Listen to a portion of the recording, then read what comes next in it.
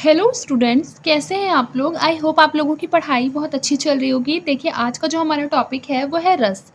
रस क्या होता है? देखिए, जिस प्रकार जब हम बहुत टेस्टी सा कोई कोई भी अपना मनपसंद खाना खाते हैं तो हमें क्या प्राप्त होता है? एक तरह की आनंद या तृप्ति प्राप्त होती है। उसी प्रकार से जब हम किसी काव्य को पढ़ते हैं तो उस काव्य को पढ़ते टाइम हमें एक रस की अनुभूति होती है जो हमारे हृदय को आनंद प्रदान करती है। उसी को क्या कहते हैं? उस साहित्यिक आनंद को ही हम रस कहते हैं। यहाँ पर भी वही परिभाषा लिखी है जो मैं एक बार पढ़ देती हूँ। लिखा है, जिस प्रकार सुस्वाद भोजन ग्रहण करने से रसना को तृप्ति प्राप्त होती है, उसी प्रकार सरस काव्य के रसास्वादन से हृदय को अनिर्वचनीय आनंद प्राप्त होता है। इसी साहित्यिक आनंद को हम रस कहते हैं। देखिए, भरत मुनि ने अपने ग्रंथ नाट्यशास्त्र में रस की निम्नलिखित परिभाषा दी है। परिभाषा क्या है? विभावानुभाव व्यभिचारी संयोगाद रस निष्पत्ति, अर्थात विभाव, अनुभाव और व्यभिचारी भावों के संयोग से रस की निष्पत्ति होती है। विद्वानों ने रस को काव्य की आत्मा कहा है। विद्वानों ने रस को क्या कहा है? काव्य की आत्मा। रस के 4 अंग होते हैं, जैसे कि स्थायी भाव, विभाव, अनुभाव और संचारी भाव। ठीक है, जैसे देखिए, सबसे पहला हम पढ़ते हैं स्थायी भाव। स्थायी भाव क्या होता है? जो भाव सहृदय के हृदय में सदैव विद्यमान रहते हैं उन्हें स्थायी भाव कहा जाता है। रस 9 प्रकार के होते हैं। ठीक है, इनके स्थायी भाव भी कितने हैं? 9 हैं। कुछ आचार्य वात्सल्य को 10वां रस मानते हैं।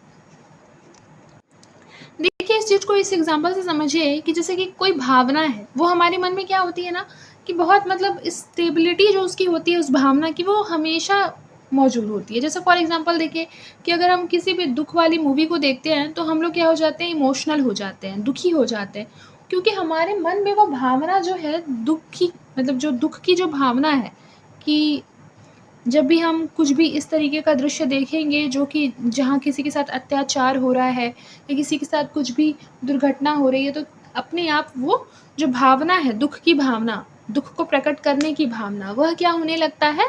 उत्पन्न होने लगता है। तो इसी तरीके से यहाँ बोला गया कि स्थायी भाव वह भाव होता है जो सहृदय में क्या होता है? सदैव विद्यमान होता है। देखिए, रस के प्रकारों में देखिए, सबसे पहला रस का जो प्रकार है, श्रृंगार रस, हास्य रस, रौद्र रस, भयानक रस, वीर रस, अद्भुत रस, करुण रस। इसके स्थायी भाव देख लीजिए, स्थायी भाव भी याद रखिएगा। श्रृंगार रस का जो स्थायी भाव है वह रति या प्रेम है। हास्य रस की हंसी है, रौद्र रस की क्रोध है, भयानक रस की भय, वीर रस का उत्साह, अद्भुत रस का आश्चर्य, करुण रस का करुणा या शोक। फिर देखिए विभत्स रस। विभत्स रस, इसका स्थायी भाव है घृणा। शांत रस का है वैराग्य।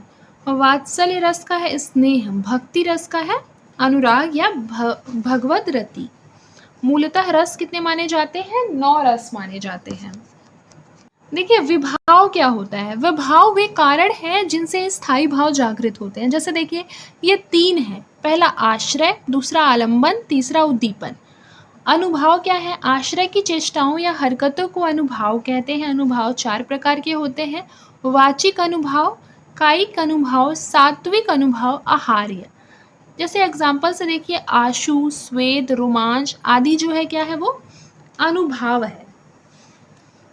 फिर देखिए, संचारी भाव क्या होता है? तो संचारी भाव याद रखिए कि जो संचारी भाव होता है बेसिकली स्थायी भाव के अलावा कुछ सहायक भाव भी हमारी हृदय में होते हैं, जिसे संचारी भाव कहते हैं। लेकिन जैसे स्थायी भाव जो होता है वो स्थायी होता है, तो संचारी भाव जो होता है वो अस्थायी होता है। देखिए, जो संचारी भाव होता है उसे व्यभिचारी भाव भी कहा जाता है, क्योंकि ये सभी रसों में विचरण करते हैं। इनकी जो संख्या है वो 33 मानी गई है। 33 के जो नाम है वो देख लीजिए। सबसे पहला है त्रास, फिर है लज्जा, ग्लानि, चिंता, शंका, असूया, अमर्ष, मोह, गर्व, उत्सुकता, उग्रता, चपलता, दीनता, जड़ता, आवेग, निर्वेद, घृति, मति, विबोध, वितर्क, श्रम, आलस्य, निद्रा, स्वप्न, स्मृति, मद, उन्माद, अवहित्या इत्यादि। ठीक है, ये याद कर लीजिएगा। अब देखिए, यहाँ पर है श्रृंगार रस। पहला रस कौन सा है? श्रृंगार रस, जिसमें कि देखिए लिखा है, जहाँ स्त्री पुरुष के प्रेम का वर्णन किया जाता है वहाँ श्रृंगार रस होता है। जैसे देखिए, श्रृंगार रस के 2 प्रकार होते हैं: पहला संयोग श्रृंगार, दूसरा वियोग श्रृंगार।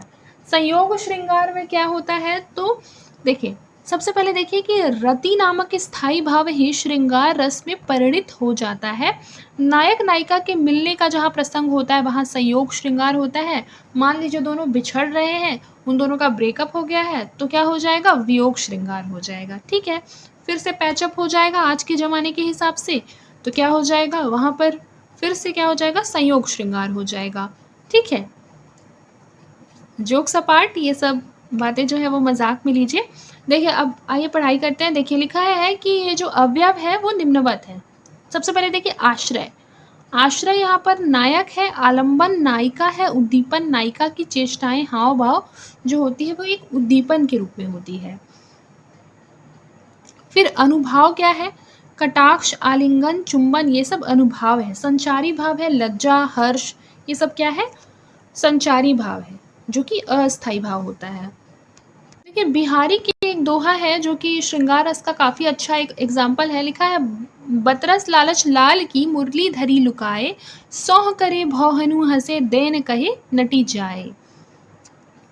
ये तुलसीदास जी का एक एग्जाम्पल है, ये मेरा सबसे फेवरेट एग्जाम्पल है श्रृंगार रस का। देखिए लिखा है कि राम के रूप निहारित जानकी, कंगन के नग की परछाही, एते सबे सुधी भूली गई, कर टेक रही पलटारत नाही।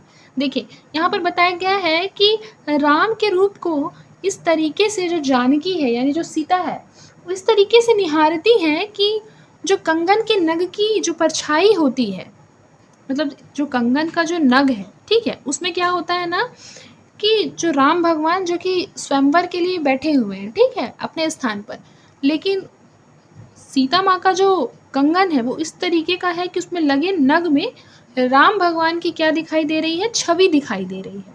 ठीक है, वो इस तरीके से अपने छवि को निहार रही है। ठीक है, मतलब राम जी के छवि को। तो इसी तरीके से आगे लिखा गया है कि याते सबे सुधि भूली गई, इस तरीके से वो क्या हो गई, अपनी सुधि को भूल गई। सुध बुद्ध बोलते हैं ना, सुध बुद्ध भूल जाना, उस तरीके से सुध बुद्ध भूल गई, कर टेक रही पलटारत नहीं, कि एक बार भी जो उनके हाथों से उनका जो नज़र है वो हट नहीं रहा है। ठीक है, इस तरीके से, लेकिन वो देख रही है राम जी की छवि अपने कंगन में। ठीक है, तो ये एक संयोग श्रृंगार का एक अच्छा उदाहरण है। फिर आइए हास्य रस की ओर चलते हैं। देखिए हास्य रस क्या होता है, किसी व्यक्ति के विकृत आकार, वेशभूषा, वाणी या चेष्टा आदि से हास्य रस उत्पन्न होता है। इसके अवयव है स्थायी भाव। स्थायी भाव यहाँ पर हास्य रस में स्थायी भाव हास्य होता है, और हास्य रस में जो आलंबन होता है वो दूसरे की विकृति आकार होती है, वेशभूषा होती है, वाणी और चेष्टा होती है। उद्दीपन क्या होता है, तो उद्दीपन जो है वो हास्य उत्पन्न करने वाली चेष्टाएं होती हैं। फिर अनुभाव क्या होता है, होठ, नाक आदि का स्फुरण, मुख का विकसित होना इत्यादि क्या होता है, अनुभाव होता है। संचारी भाव यहाँ पर आलस्य, निद्रा, ये सब क्या हो जाएगा, संचारी भाव हो जाएगा। ठीक है, आइए एग्जाम्पल से समझते हैं। देखिए एग्जाम्पल में लिखा है, ये वाला जो सेकंड एग्जाम्पल है ये मेरा सबसे फेवरेट एग्जाम्पल है, तो हम ये पढ़ेंगे, बाकी ये आप पढ़ लीजिएगा। देखिए लिखा है, इस दौड़ धूप में क्या रखा, आराम करो आराम करो, आराम जिंदगी की कुंजी इससे ना तपेदिक होती, आराम सुधा की एक बूंद तन का दुबलापन खोती है, इसलिए तुम्हें समझाता हूँ मेरे अनुभव से काम करो। फिर देखिए रौद्र रस देखिए, विरोधियों एवं शत्रुओं के द्वारा किए गए अनुचित कार्यों से क्रोध की व्यंजना होती है, तब क्या होता है, रौद्र रस होता है। रौद्र रस में जो अवयव है वो स्थायी भाव क्रोध होता है, आलंबन क्या होता है, शत्रु, विपक्षी, देशद्रोही, दुराचारी व्यक्ति, ये सब आलंबन है। उद्दीपन है कटुवचन, शत्रु के द्वारा किए गए अपराध, और अनुभाव है नेत्रों को लाल होना, होठ फड़कना, दांत भींचना। संचारी भाव है अमर्ष, मोह, मद, जड़ता, गर्व, स्मृति इत्यादि। उदाहरण क्या है, उदाहरण देखिए रौद्र रस का सबसे अच्छा उदाहरण रौद्र रस का मुझे लगता है ये, कहा कि कई ने सक्रोध, दूर हो दूर अभी निर्बोध, सामने से हट अधिक न बोल, द्विजिह्वे रस में विष मत घोल। कितना अच्छा एग्जाम्पल है रौद्र रस का। ये वाला भी पढ़ लेते हैं। लिखा है बोरो बोरो सबे रघुवंश कुठार की धार में वारन बाजी सरथती बाल की वायु उड़ाए के लच्छन लक्ष करो अरिहा समरथी समरथी।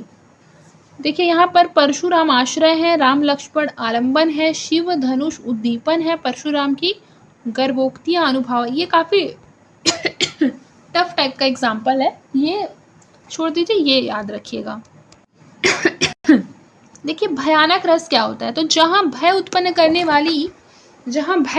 करने वाली वस्तुओं या व्यक्तियों का वर्णन होता है वहां भयानक रस होता है। इसमें अवयव कौन कौन से हैं, तो स्थायी भाव भय होता है, आलंबन होता है, भयानक दृश्य, उद्दीपन होता है, आलंबन की चेष्टाएं, नीरवता, कोलाहल, अनुभाव क्या होता है, कंपन, स्वेद, स्वर भंग, पलायन, मूर्छा इत्यादि। संचारी भाव हो जाएगा आवेग, शंका, दैन्य, चिंता। उदाहरण देखिए, उधर गरजती सिंधु लहरियां कुटिल काल के जालों सी, चली आ रही फेन उगलती फन फैलाए व्यालों सी। यहाँ प्रलयकालीन समुद्र का भयप्रद एक चित्रण प्रस्तुत किया गया है, अतः यहाँ पर भयानक रस है, यानी समुद्र की बेसिकली समुद्र की जो लहरें होती हैं उसका एक भयानक स्वरूप यहाँ पर इस एग्जाम्पल में प्रस्तुत किया गया है। जैसे कि यहाँ प्रलय काल में समुद्र की ऊंची ऊंची लहरें आलंबन है, देवगढ़ आश्रय है, भय जो है स्थायी भाव है, अतः यहाँ पर भयानक रस है। फिर देखिए वीर रस, जहाँ किसी व्यक्ति के उत्साह या उमंग का वर्णन हो वहाँ वीर रस होता है। जैसे कि स्थायी भाव देख लीजिए, आलंबन क्या होगा, आश्रय क्या होगा, उद्दीपन, अनुभाव, ये सब आप देख लेंगे। मैं एग्जाम्पल बता देती हूँ। जैसे देखिए वीर रस का एग्जाम्पल सबसे अच्छा है, वीर तुम बढ़े चलो, धीर तुम बढ़े चलो, सामने पहाड़ हो, सिंह की दहाड़ हो, तुम कभी रुको नहीं, तुम कभी झुको नहीं। यह वीर रस का एक सबसे अच्छा एग्जाम्पल है। ठीक है, आई होप आपको क्लियर हो रहा होगा।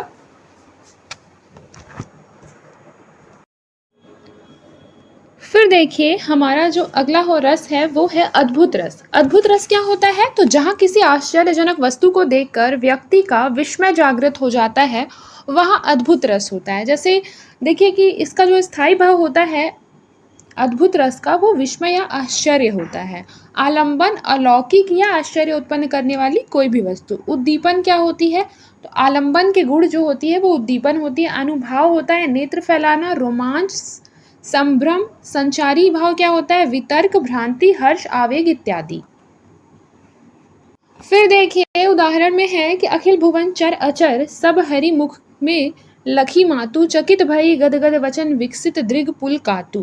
यह माता कौशल्या आश्रय है, शिशु राम के मुख में सभी लोगों को देखना आलंबन है, चकित होना, रोमांच, आंखें फैलाना अनुभाव है। इन सबसे पुष्ट होकर विस्मय स्थायी भाव रस रूप में परिणत हो गया है। ठीक है, बेसिकली यहाँ पर जो विस्मय स्थायी भाव है आप देख सकते हैं वो चीज इसमें बोली गई है। यहाँ लिखा ना, चकित भई गदगद वचन विकसित दृग पुल कातु, तो चकित भई क्या हुआ, आश्चर्यचकित हो गई, तो यहाँ हो जाएगा अद्भुत रस। ये एग्जाम्पल मुझे याद है जब मैं स्कूल में थी क्लास 10th में, तब मैंने पढ़ा था पहली बार अद्भुत रस का ये एग्जाम्पल। एक अचंभा देखो रे भाई, ठाणा सिंह चरावे गाई, पहले पूत पीछे भई मावे, चेला के गुरु लागे पाई। बताइए, इसको पढ़ के आश्चर्य होगा ना कि जो चेला है यानी शिष्य का गुरु पैर छू रहा है और पहले पुत्र हो गया है, बाद में माँ हो गई है, तो ये पॉसिबल कैसे है। तो इसको सुनकर तो कोई भी आश्चर्यचकित हो जाएगा, तो यहाँ पर अद्भुत रस हो जा रहा है। ठीक है, फिर देखिए लिखा है करुण रस, जहाँ प्रियतम की मृत्यु या स्थायी वियोग का वर्णन होता है वहाँ करुण रस होता है। इसके अवयव हैं, स्थायी भाव में शोक है, आलंबन प्रियजन का मृत शरीर, इष्टनाश, संचारी भाव है निर्वेद, ग्लानि, चिंता, मोह, विषाद, दैन्य, अनुभाव है अश्रुपात, विलाप, वैवर्ण्य, शिथिलता, स्मृति लोप। ठीक है, फिर देखिए उदाहरण है, राघव गिद्ध गोद करी लीन्हो, नयन सरोज स्नेह सलील सूची मनहु, अरग जल दिन हो। यहाँ जटायु की मृत्यु का प्रसंग है। मृत जटायु आलंबन है, राम आश्रय है। जटायु का जो शरीर है वो उद्दीपन है, राम का आंसू बहाना एक अनुभाव है। चिंता, क्रोध, स्मृति, ये सब संचारी भाव है। यानी संचारी भाव यानी कि अस्थायी रूप से मौजूद रहेंगे ये सारे। अतः राम का जो शोक है वो करुण रस में परिवर्तित हो गया। ये एग्जाम्पल एग्जाम्पल भी मैं जब स्कूल लाइफ में थी तब मैंने याद किया था, अभी तो मुकुट बंधा था माथ हुए कल ही हल्दी के हाथ, हाय रुक गया यही संसार बना सिंदूर अंगार। ये जो है ये करूड़ रस का एग्जाम्पल है। फिर देखिए आइए विभत्स रस पर नज़र डालते हैं। देखिए विभत्स रस में है कि जहाँ घृणा को उत्पन्न करने वाले दृश्यों का वर्णन हो वहाँ विभत्स रस होता है। स्थायी भाव है जुगुप्सा, आलंबन होता है मांस, रक्त, अस्थि, शमशान, दुर्गंध, उद्दीपन होगा रक्त, मांस आदि का सड़ना, और फिर है अनुभाव होगा थूकना, नाक भाव सिकोड़ना, रोमांच इत्यादि। संचारी भाव होगा मोह, जड़ता, व्याधि इत्यादि। फिर देखिए एग्जाम्पल में है सिर पर बैठो काग, आंखी दो खात निकारत, खींचत जिभहि स्यार अतिहि आनंद उर धारत। यहाँ स्थायी भाव एक घृणा है, पाठक आश्रय है, आलंबन शमशान का दृश्य है, काग द्वारा आंख निकालना उद्दीपन है। इन सबसे पुष्ट होकर जुगुप्सा नामक स्थायी भाव क्या होता है, विभत्स रस में परिणित हो जाता है। देखिए यहाँ पर बेसिकली विभत्स यानी कि घृणा रस है। आइए देखते हैं इसका ये वाला एग्जाम्पल। देखिए लिखा है जेनर माछी खात है मूड़ा पूछ समेत, तैनर सरगे जात है नाती पूछ समेत, सिर पर बैठो काग आंख दो निकारत, खींचत जीभहि सियार अति आनंद उर धारत। ठीक है, अब देखिए शांत रस, तो जहाँ सांस्कृतिक वस्तुओं में विरक्ति का वर्णन हो वहाँ शांत रस होता है। एक चीज नोटिस कीजिएगा कि जो शांत रस है उसका स्थायी भाव होता है निर्वेद, और आलंबन होता है ईश्वर चिंतन, संसार की असारता, आश्रय होता है ज्ञानी व्यक्ति, उद्दीपन होता है सत्संग, दार्शनिक ग्रंथों का पठन इत्यादि। संचारी भाव होता है ग्लानि, उद्वेग, दैन्य, जड़ता इत्यादि। उदाहरण के लिए देखिए मन रे तन कागज का पुतला, लागे बूंद बिनसी, जाए छिन में गर्भ करे क्यों इतना। देखिए ये एग्जाम्पल देखिए थोड़ा बड़ा है लेकिन ये आपको ज़्यादा अच्छे से समझ में आएगा। लिखा है मन पछीते हैं अवसर बीते, जो मन है वो पछताता है अवसर बीत जाने पर, दुर्लभ देह पाई हरिपद भजू, करम वचन औहीते, सहस बाहु 10 बदन अपि नृप, आदि नृप बचे ने काल बलीते, हम करी धन धान सवारे, अंत चले उठी रीते, एक भरोसो एक बल एक आश विश्वास, एक राम घनश्याम हित चातक तुलसीदास। ये एग्जाम्पल भी बहुत अच्छा है शांत रस के लिए। फिर देखिए वात्सल्य रस का है बालक की चेष्टाओं हरकतों से माता के हृदय में जिस भाव की उत्पत्ति होती है उसे वात्सल्य रस कहते हैं। इसके अवयव में है स्थायी भाव जो है वो वात्सल्य है, आलंबन जो होगा पुत्र या संतान होगा, आश्रय होगा माता पिता, उद्दीपन होगा संतान के प्रति क्रियाकलाप। फिर देखिए उदाहरण में ये वाला ज़्यादा अच्छा है। देखिए मैया मोरी मैं नहीं माखन खायो, ख्याल परे सब सखा मिली मेरे मुख लपटायो।